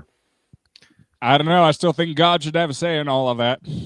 Well, God's the one that gave us the tools to do this in the Well- first place. God taught us how to read and write pretty much. God gave us words or the ability to use them, I guess. And I think that's also an interesting point because, you talk about God, and when you get down to it, like Christianity, the Muslims will refer to Christianity as sort of a religion for women. Like it's a very feminine religion in a sense because it's this tolerant religion. But God is not a tolerant actor. And so for Christians even, God is not a tolerant actor unless you're like a Marcionite. The Muslims are probably the most accurate in that presentation that you are to submit to a God, right? And if that's what you're going for, then that's at odds with the human condition because the human condition is moving away from being submissive to some sort of an order that's repressing evolution. That's a big part of what religion's for, is also to keep changes from happening that we think that might be dangerous or might not be beneficial to the sustaining of that religion or of that species or that nation or whatever it is. But we're probably going to see more of a push, I think, in the other direction if humans are able to make those kinds of choices that are saying, why are you trying so hard to be submissive to some sort of a creator that is also your murderer, right? Because if this thing is your God that's given you life, it's also the thing that's taking your life away from you. If this thing that has all that much control over you, and unless that's not true, because if that's not true, then we can invest in the concept that we have freedom, we have agency, we have choice, we are in control of the destiny of our lives and also our deaths, and maybe can choose not to die if we want to. That's not something that's in the complete control of another being, right? Our God or something like that. And if that's the case, if God's willing to be a participant in that sort of a relationship, that completely changes God. Because now we're telling God what to do, which is, I think, for the most of my life, I thought of as a paradox that Christians have invented in the 20th century. We do this. I mean, don't get me wrong. Christians pray for bikes. Christians pray for sport games. Christians demand God save their family members. You know what I mean? And I think if that becomes an acceptable relationship with God, that's a completely different kind of God, right? And it's a completely different kind of relationship that's horizontal. I don't know if that's something that can be expected, but it changes everything about our destiny at that point because we're no longer using God as the excuse of why we can't have what we want. Yeah. Well, I never thought of God as like a restrictive force, more so like we are our own restrictive forces, to what you were saying, like when it comes to all these like discoveries enabled through advancement and self-discipline, like I think that's less of a case of like telling God what to do. And it's more so like letting God work through you. I mean, because like no creation is really greater than God. Even anything we create, even anything we do to ourselves, like ultimately it's still going to be under God's domain. So it's like at that point, and everything in our souls, if you do believe in the God and you believe that our bodies are animated through these like these hyper conscious souls that are just being like beamed into us or transmitted into our physical bodies, which is greater than our minds, then yeah, I think like at that point, it's just a more fleshed out version, a crystallization of what the source signal is. The source signal is eternal. The source signal doesn't die. The source signal just thinks and things appear. Maybe that's our destiny, because that's our purpose. Our purpose is to crystallize our material 3D dimension to resemble more of, like, say, the spirit realm, for us to live more like, I guess, gods. Like, I don't mean to sound like, well, it's a egotistic about it, question. but No, but yeah, that's because that's the direct opposition to. Again, we talked earlier about this idea of Semitic, right? So the Semitic people being billions of people on the earth, including the Muslims, especially the Muslims, who were following this sort of militant tractate, the Quran, written by one person, which separates itself from, you were talking about Abrahamic religions earlier, Andrew. These are religions with multiple philosophers and kings and soldiers, but often sheep herders, and it's a lot of people's information put together, not just one guy, right? Mohammedan philosophy is one guy who is one prophet who is also the prophet, peace be upon him, is a military leader, right? So he's influenced, I think, to some extent by the fact that he's running a government and is in charge of military, and is in his entire lifetime the only person who's writing the Quran. So that's that dynamis, that logos dynamis that we talked about earlier, the masculine force, which is in opposition to the Sophia Eris, wisdom and chaos kind of situation. And yeah, you have to choose. Is it that your job is to submit? Are you just following orders? Because that is mechanistic. Otherwise, you are becoming like a god. Yeah. Well, in the ancients context, I mean, we could already kind of taste that now once we, like, tap into our metaphysical selves or higher selves or whatever. I mean, that, like, once you, I guess, get an understanding of, like, why you think the things you do, where your thoughts actually come from, and knowing that none of your ideas are actually original. And, like, once you strip away, like, all that senses and, you get in tune with that, then I guess you become a mystic. And when you're a mystic, you can't submit. You can't really submit to, like, external frameworks like religious dogma and stuff. But I think religion is a good way for a non-mystic to live a decent life. Like a non-mystic is basically a secular person, like, in practical terms. And if they don't have, like, a divine authority like God or whatever in their life, I mean, again, like, and besides, mysticism is beyond, like, religion, right? Mysticism is kind of like more like a metaphysical perspective, whereas religion is just more so, like you said, submission. So you don't need to take on a metaphysical perspective. You don't need to strip away your ego. You don't need to, like, forget your traumas and all that shit. Like, well, I mean, it's not even about forgetting traumas either. Like, I think I don't mean to be like Nietzsche, God is dead and we killed him kind of a thing, but I think that kind of represents another thing Nietzsche had said, was that we're about to have to start paying for 2,000 years of Christianity. And what that means, I think, is that Christianity, in Slavoj Zizek's new book, is it Christian Atheism? I think it's called. Let me find the title. Christian. How to be a real materialist.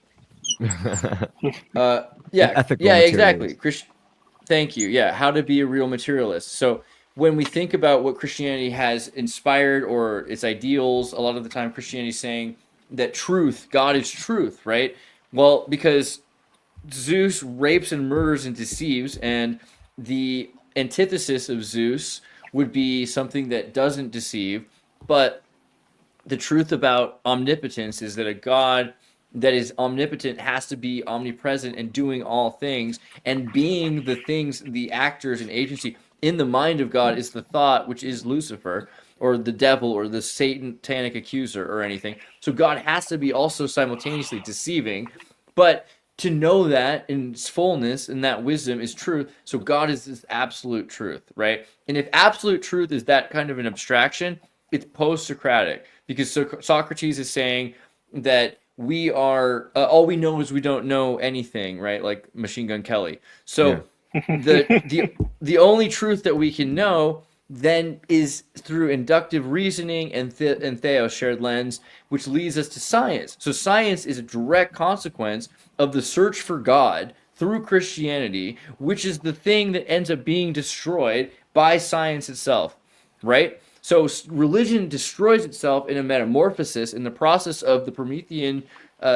self-ascension of the spirit of man. But it's an important step. It's something that needs to happen. There's no You know reason what's why religion should be so bad. What this reminds me of, it's like kind of like describing a dungeon master, you know, in a D&D campaign.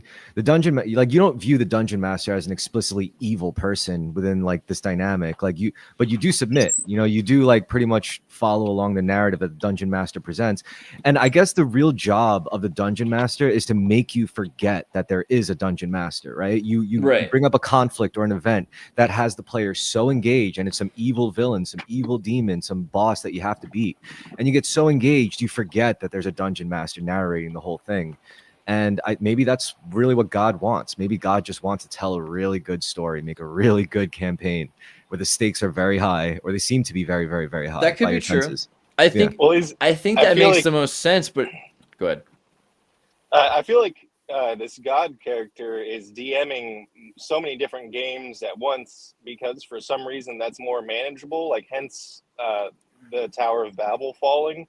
And if race is any indication of humanity's sort of very adaptable nature, and also the divergent quality of our species, it stands to reason that at some point in the future, we will continue to diverge, maybe even philosophically or spiritually, and our species will splinter into Lord knows how many different ones. I don't know anymore.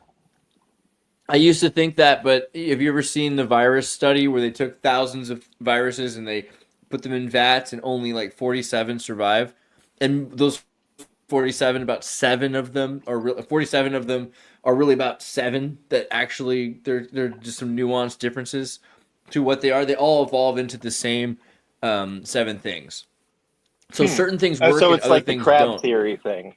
Yeah, it's like all things evolve into crap. So either you end up with this, I think this is the Echo SSI thing. Either you end up with the manifestation of truth and of whatever that means, or the manifestation of self-empowerment, of self-determination, or and that's the alternative to where we're going, because the alternative is submission. And this religious, this is Christian too. The Christian framework is rooted in weakness and resentment, right?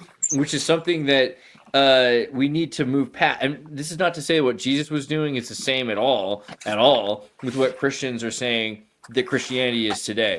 Because Christ is not talking about how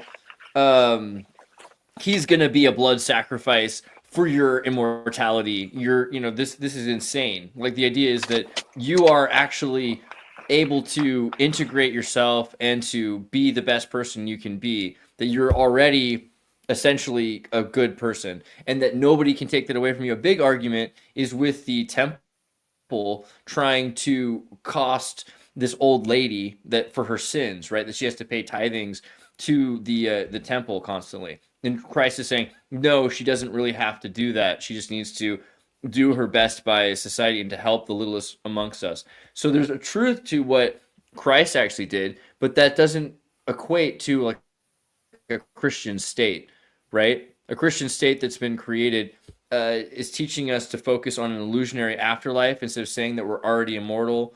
It suppresses human flourishment instead of the alternative, which is to say we could always build up more. So that sort of is bringing to mind a situation where, our rights end where it infringes on someone else's freedoms, right? Which is different for everyone because everyone has different boundaries. And I know it was sort of out of left field, me bringing up the second person who's turned trans after dating me. The first person I set a boundary with because I didn't want them to peg me. Then they left me for someone who was going to. I was doing leather work at the time. They actually asked me to make Trying to work the out all the harness gay for them. math here, but continue. No, just want to hear this.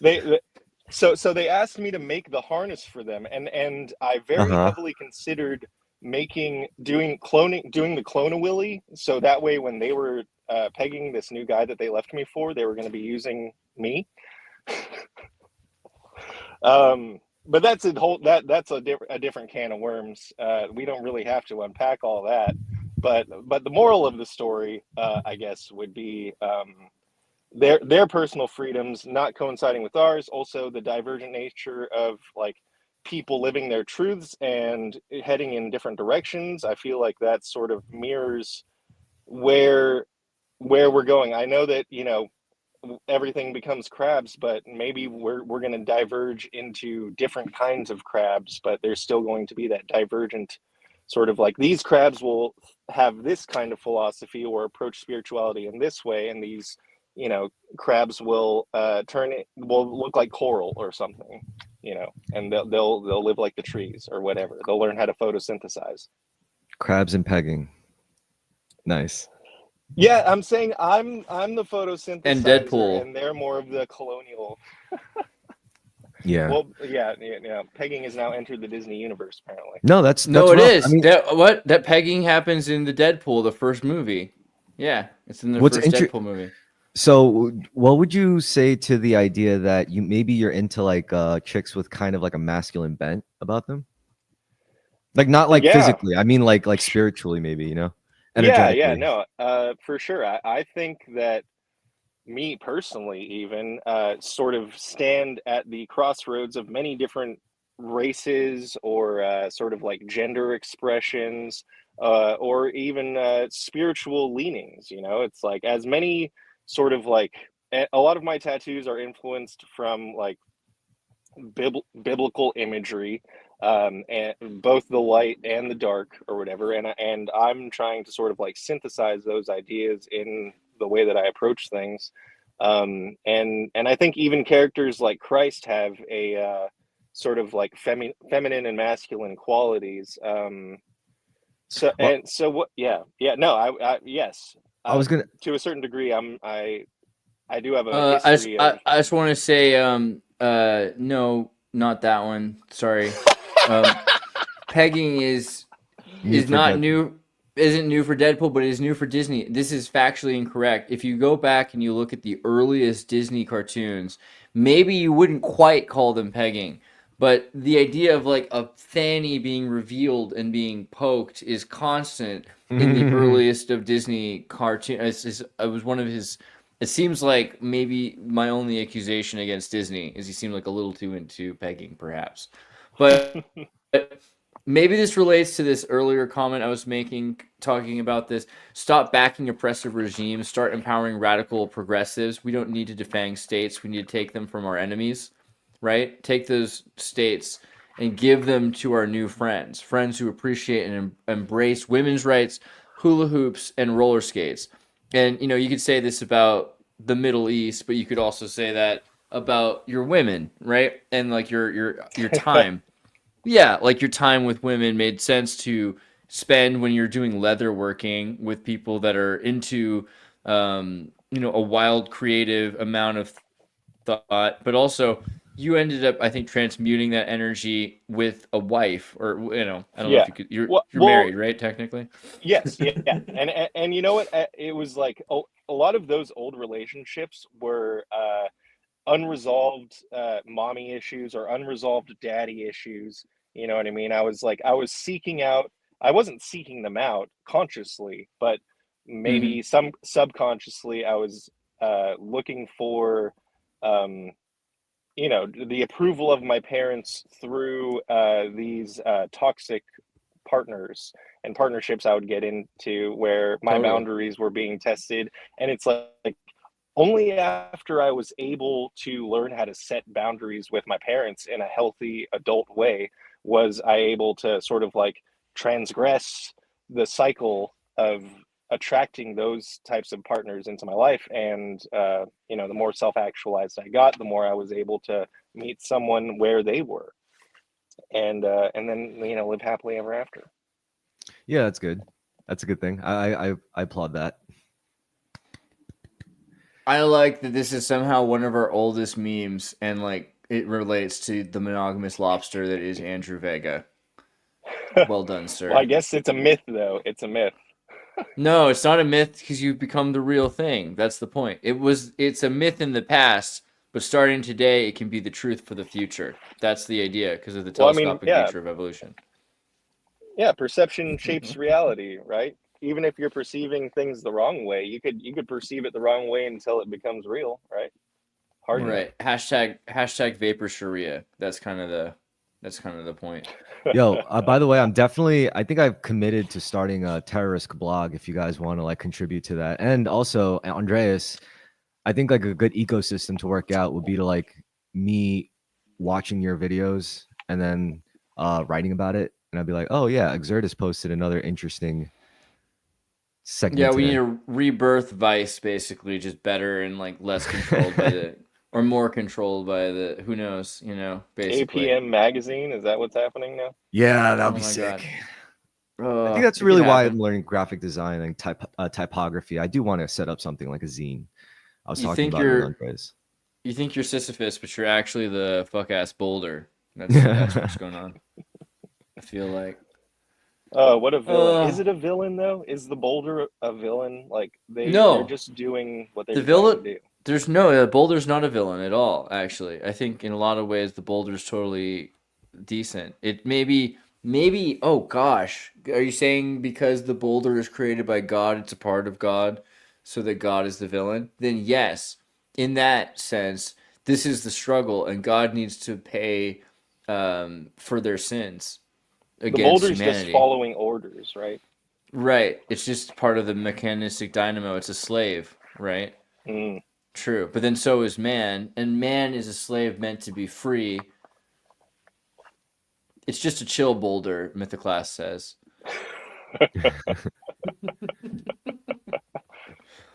I hope it is round. I hope it's not like an irregular shaped rock, because that would be a pain in the ass to just push up a If hill you too. push it It'd enough be times, it'll ironic round if it out. rolls down again. Yeah, I feel like I don't know. It seems like we have to promote. I think a little bit more the AI APM. I'm sorry, just APMX group. Please, if you're interested in what we're talking about, join the APMX group. I think it's probably worth it. If you just go to the community page and like you can see like we're posting the memes about it. It's pretty good. I have become more than human. I am online content, right? So yeah, I feel like, and I'm glad to see that some of you have joined even in this conversation. Tassi, he made it into the group as well. So that's pretty cool. Wake up, sheeple. Yeah. I just want to say I will never live down the guilt that I feel for somehow being the catalyst for this. Yeah, right. Shame on you, Andrew. Nah, I it's was raised Catholic, so I do internalize shame at a very deep level. well, shame was very important. I guess foundation for a lot of moral frameworks, especially in Western thinking. Or was it shame? Guilt. No. I think in the East it's shame, and in the West it's guilt. It's, There we go. Yeah. Yeah. And I mean, I feel like it's really important. So I'm sorry I got like thrown out of the page just now for saying that. But being in Dresden, a city that was bombed and destroyed and like has like a rebirth kind of vibe happening in itself, right? There's something about watching APM be destroyed that's kind of weirdly beautiful and maybe cathartic because it's still there. Like I have all the memories, like literally it's just a closed group. I can see it, you can't. Maybe we can do something about it. Maybe we can pull up the names of people, but it's like a weird pile of, it's like when somebody dies and the body is destroyed and no one has the body because it was September 11th. And so everyone throws in the guy's favorite record or CD or cassette tape or picture with their family. It's just a huge collection of stuff, It's cool. Oh, this is like, I no longer feel hunger after eating too many hot dogs. You know what I mean? I don't know. So I'll miss the APM Facebook group to an extent, but at the same time, I feel like I wonder if it would. I mean, now that X, I wonder what will be the new thing to react against, because a big part of what APM was for was reacting against the contention of left and right politics, which I think we're kind of done with. Maybe Yes. socially. Yes. As a culture, left and right have become kind of one thing now. You've got sort of the statist and the, I mean, we're getting back to that Promethean spirit. It's either you believe in enslaving all of humanity and yourself, or freeing all of humanity and yourself, freeing the world, freeing the rock, freeing Sisyphus's rock. Maybe. Yeah. Is that right? I'm just I guess I just really just don't want to do harm. You know, like I'll push this damn boulder up this hill as long as, you know. I mean, Be because the boulder. yeah, I mean, I've done harm. I've been harmed. I'm like in my 30s now, so as long as I could just live the rest of my life, I guess, like, I always go back to this, like 51% of my energy was in service to others, 49% in service to myself, then hopefully that's enough. It's just a stupid boulder. Yeah. It's not just Well, a boulder. It's a rock. It's not just a boulder. It's Do you a have thoughts rock. on the? Is it Iraq? I'm sad. Okay, I'm sad because that was the first episode of SpongeBob ever. Believe it or not. Oh, sorry. So, I feel like other people would know that better than me. I feel bad. no, philosophically, go watch the first three seasons specifically. That's when Hillenberg was there, and Hillenberg was the mastermind, and that's why so many of those episodes are near and dear to our collective hearts still to this day, and that's why you see a lot of memes that came from those first 3 seasons. Yeah, if anything comes out of the later seasons, it's mostly just snippets of like crazy artwork, but the show got way more like we'll call it ADHD after then. It wasn't, there wasn't as much heartfelt thought out content after Hillenberg was no longer with the show, but the first 3 seasons really are still good. It's a shame that, you know, Nickelodeon still gatekeeps them quite a lot, but you can find a way to watch them. You know, you're a torrenter, you can find them. You guys ever watch a hate watch a television show? Like, you keep watching it knowing you really dislike it. Yeah. Real Housewives. I think for me Not it was often, SWAT. but Yeah, I was watching SWAT for a while, and I loathed that show, but for some reason I couldn't stop watching it. I think it also it had this like vague sense of that one of those shows that you go visit your family, like your grandparents on Sundays, and they just leave something on the TV that no one's even watching in the kitchen, and it just happens to be like one of those stupid shows that's generally about some serious thing, but it's like so cheesy and so like evening time television, you know. yeah, Star Trek emotionally bothers me because I know what it's about. But, you know, I still like it kind of. By the way, tomorrow's Thanksgiving. PETA says if stuffing a turkey feels wrong, that's because it is. So maybe don't stuff your turkey. Let's open those legs and stuff it all the way. Hold on 1 second. Did you guys hear about the Butterball controversy? No. What's that about? People who worked in the facility were caught violating. Oh. Oh.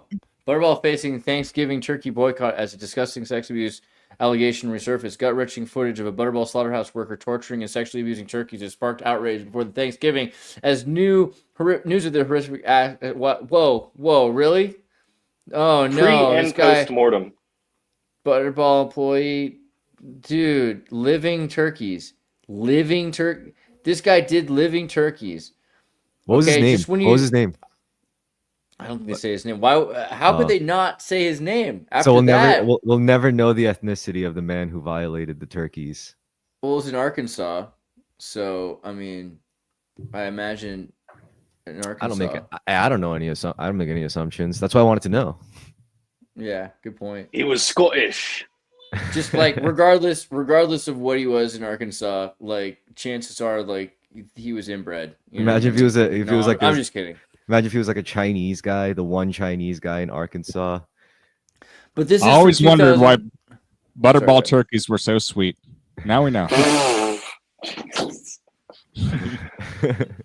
Yikes. Yeah. This is crazy. Turkey's Happy not Thanksgiving, everyone. Yeah, You just made me. I mean, now I wonder about turkeys from forever after. But I feel like, wow, oh man, that's crazy. That blows my mind. Sorry, I hate to be the bearer of bad news, but this is the world we live in. I'm in Germany, and now I don't think I have to worry about that. Oh, you're so, fine. Yeah. Do they you celebrate guys, though. Thanksgiving in Germany? No, no, no. I feel like they don't get to celebrate much in Germany because the last time they were a little bit self Yeah. congratulatory. Well, kind it of went off the depends. rails. No. And so in Saxony, like they have random holidays. So I think last Wednesday, was the day of repentance and prayer. I was like walking around trying to get my laundry done, and there was, no one in the streets, and I was like, this is like Spain. The hell's going on? But it was because, it's a Lutheran holiday, so they literally shut down the country. And there's just so many freaking Lutheran Catholic style, this Protestant, Lutheran, Catholic style holidays, like saint holidays and everything, that it actually confuses me, because you can't, even if you take the day off, there's other parts of Germany that don't have those holidays. They're just in Saxony. So I don't know, but there is a Thanksgiving sort of thing in Germany. It's called Ernte Dankfest, right? Which is, you got the Danke, thank you. Thanks Fest. Thanks Fest right there. Earned Thanks Fest.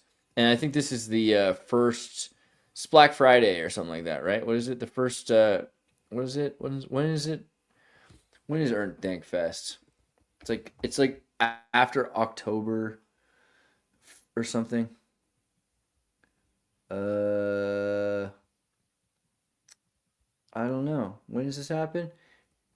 Under the catchphrase Harvest Prayer.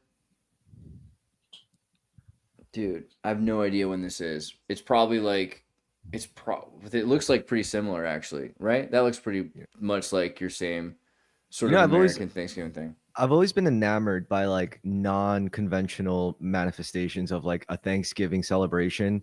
Like First Sunday in let's October. like let's say you just spend your holidays, I don't know, I guess in some shelter, or like let's say you're in the military and you have no choice but to spend the military on base or something, and or I don't know, you're traveling for work over the holidays away from your family, and you have to like figure something out or what you're going to do.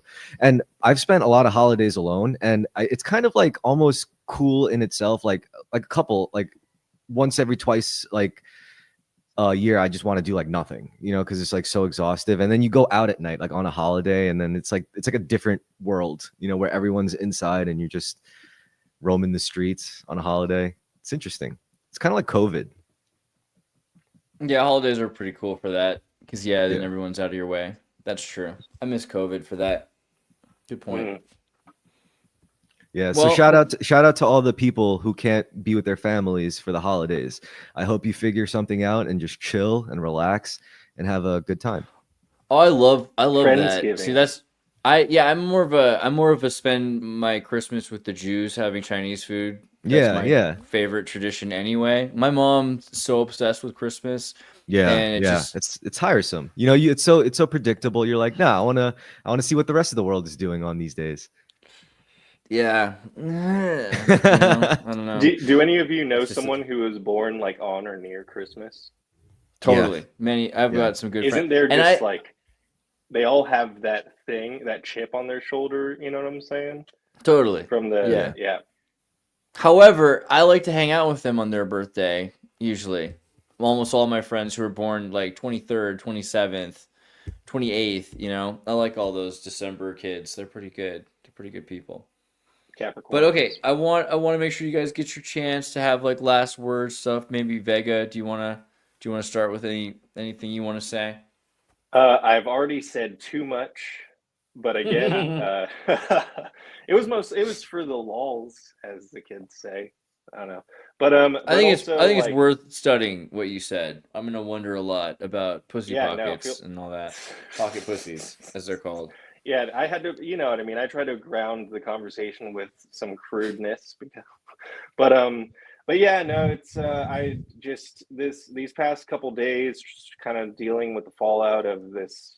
I just can't motorcycle I can't shit. believe it.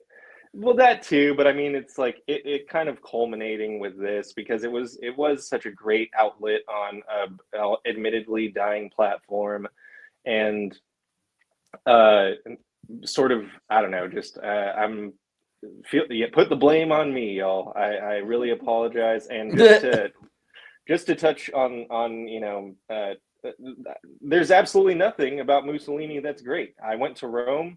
He messed up a bunch of historical stuff. He was trying to do like his own little reset action out there, and when there's already so much rich culture, and it's just fascism It's and really corporatism is whack.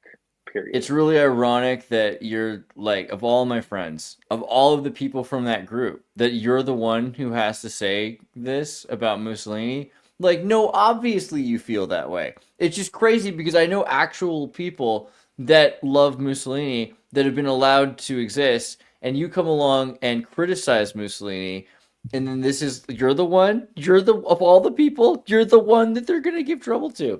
It just blows my mind, and it shows you how broken the system is, but they're giving trouble to you, I think, as an excuse just so that they can. I mean, this is a climate change. I really do think so.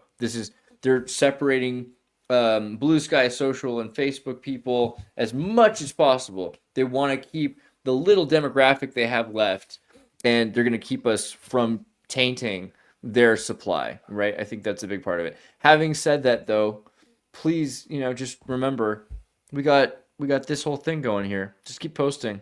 APM on X. Just keep posting. Mm-hmm. Yeah.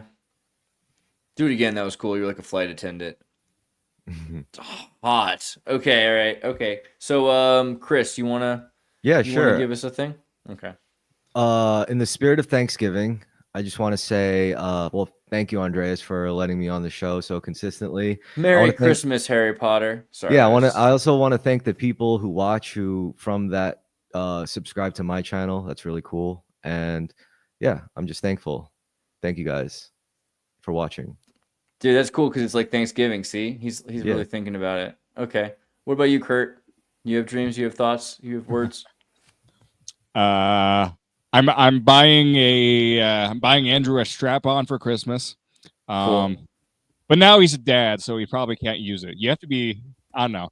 Imagine your kids finding out you get pegged. I don't know. There's a hard line in the sand that is not the shape of a dick at all that I've drew. Sorry. Yeah, it's all right. It's good to draw those the lines. hard line in the sand is not the shape. Okay. Nice. Having said that, if you're looking for that kind of stuff, you guys could check out our friend Donald Albertson makes phallic hardwood in California, and these are all handmade. So out of redwood and local wood. So yeah, I just want to give a plug. I'm sorry, I didn't mean to say that. Jesus. Go ahead. Everything that I thought I wanted 10 years ago, I didn't want at all. All I really wanted was to be strong enough to pull myself into spiritual states of happiness, contentment, and lovingness. And those are all things you can have without any sort of material. And even, I guess relationships kind of help with that, but that's complicated. If you live in a world that's ignoring that, it certainly complicates that aspect of your life. But everything really can look different in hindsight, and so that's why maybe it's important to be careful what you ask God for, like we might have mentioned earlier in the show. So just but we are psychic beings. We're also magical in certain ways, and I hope that is to your benefit, and to Andreas' benefit, and to Chris's benefit, and to Andrew's benefit as well. Happy Thanksgiving, everybody. Hear, hear. Cheers, and everyone's Andreas is muted. That's always best. Yeah, the myth of Prometheus is a mask of Dionysus. All right. Join our APM on X. Advanced philosophy